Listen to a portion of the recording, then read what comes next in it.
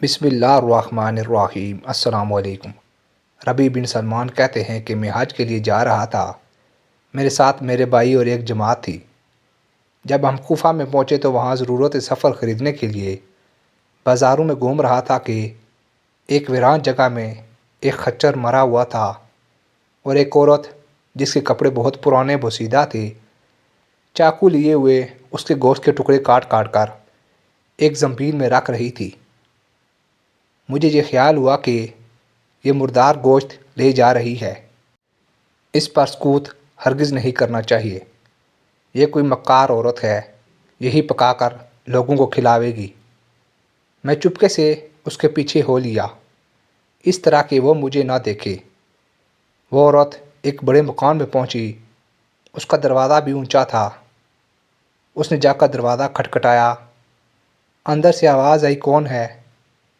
اس نے کہا، کھولو، میں ہی بدحال ہوں۔ دروازہ کھولا گیا۔ اس میں سے 4 لڑکیاں آئیں جن کے چہرے سے بدحالی اور مصیبت کے آثار ظاہر ہو رہے تھے۔ وہ عورت اندر گئی اور وہ زنبیل ان لڑکیوں کے سامنے رکھ دی۔ میں باہر سے جھانک رہا تھا۔ میں نے دیکھا اندر سے گھر بالکل خالی تھا۔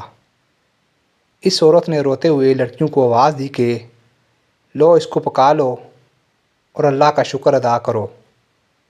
اللہ تعالیٰ کا اپنے بندوں پر اختیار ہے، اسی کے قبضے میں لوگوں کی قلوب ہیں۔ وہ لڑکیاں اس کو کاٹ کاٹ کر آگ پر بھوننے لگیں۔ مجھے بہت حیرت ہوئی۔ میں نے باہر سے آواز دی، اے اللہ کی بندی، اللہ کے واسطے اس کو نہ کھا۔ وہ کہنے لگی، تو کون ہے؟ میں نے کہا، میں ایک پردیسی آدمی ہوں۔ اے پردیسی، تو ہم سے کیا چاہتا ہے؟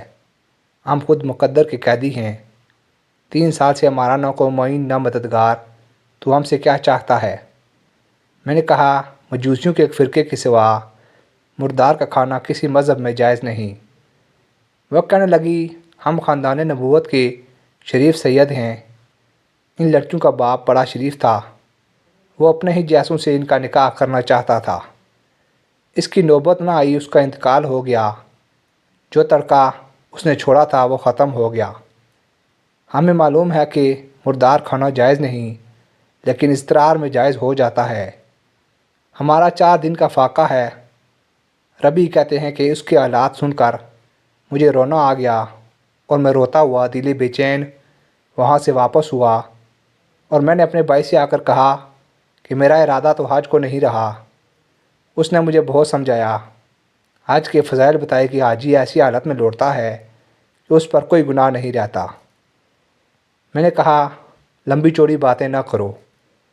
یہ کہہ کر میں نے اپنے کپڑے اور احرام کی چادر میں اور جو سامان میرے ساتھ تھا وہ سب لے لیا، اور نقد 600 درہم تھے وہ لیے، اور ان میں سے 100 درہم کا آٹا خریدا، اور باقی درہم جو بچے وہ آٹے میں چھپا کر اس بڑھیا کے گھر پہنچا، اور یہ سب سامان اور آٹا وغیرہ اس کو دے دیا۔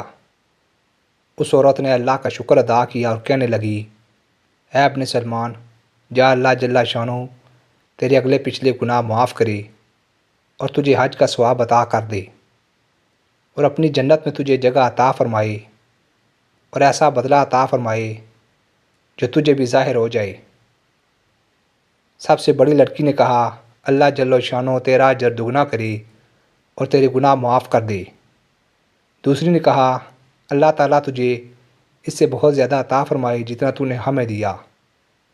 تیسری نے کہا، اللہ تعالیٰ ہمارے دادا کے ساتھ تیرا حشر کرے۔ چوتھی نے، جو سب سے چھوٹی تھی، کہا، اے اللہ، جس نے ہم پر احسان کیا تو اس کا نعم البدل اس کو جلدی عطا فرما کر اس کے اگلے پچھلے گناہ معاف کر۔ ربیع کہتے ہیں، حجاج کا قافلہ روانہ ہو گیا۔ میں کوفہ میں مجبوراً پڑا رہا کہ وہ سب حج سے فارغ ہو کر لوٹ بھی آئیں۔ مجھے خیال ہوا کہ ان حجاج کا استقبال کروں، ان سے اپنے لیے دعا کرواؤں، کسی کی مقبول دعا مجھے بھی لگ جائے۔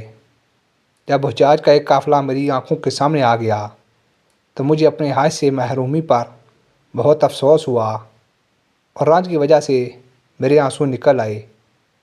جب میں ان سے ملا تو میں نے کہا، اللہ تعالیٰ تمہارا حج قبول کرے اور تمہارے اخراجات کا بدلہ عطا فرمائے۔ ان میں سے ایک نے کہا کہ یہ دعا کیسی؟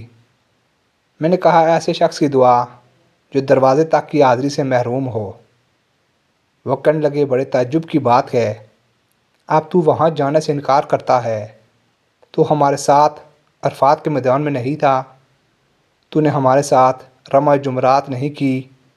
تو نے ہمارے ساتھ طواف نہیں کیے؟ میں اپنے دل میں سوچنے لگا کہ یہ اللہ کا لطف ہے۔ اتنے میں خود میرے شہر کے حامیوں کا قافلہ آ گیا۔ میں نے کہا حق تعالیٰ تمہاری صحیح مشکور فرمائے، تمہارا حج قبول فرمائے۔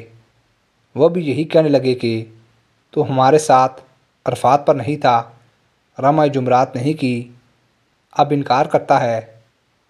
ان میں سے ایک شخص آگے بڑھا اور کہنے لگا کہ بھائی اب انکار کیوں کرتے ہو، کیا بات ہے؟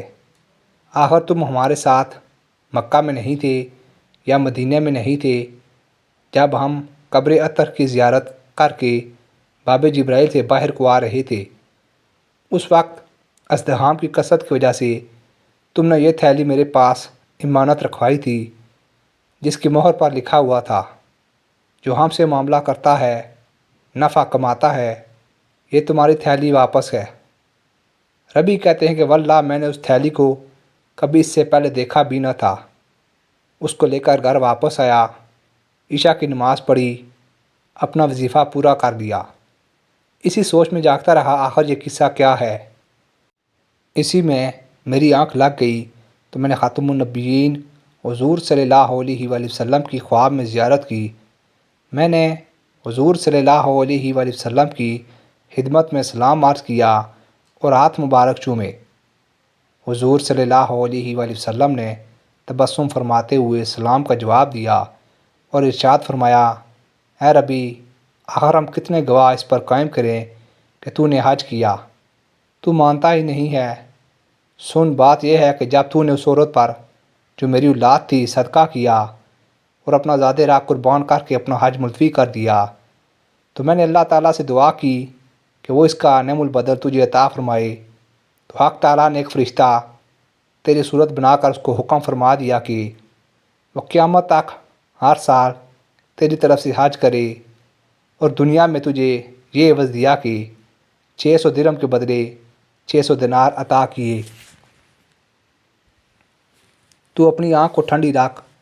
پھر حضور صلی اللہ علیہ وآلہ وسلم نے بھی یہی ارشاد فرمایا، جو ہم سے معاملہ کرتا ہے وہ نفع کماتا ہے۔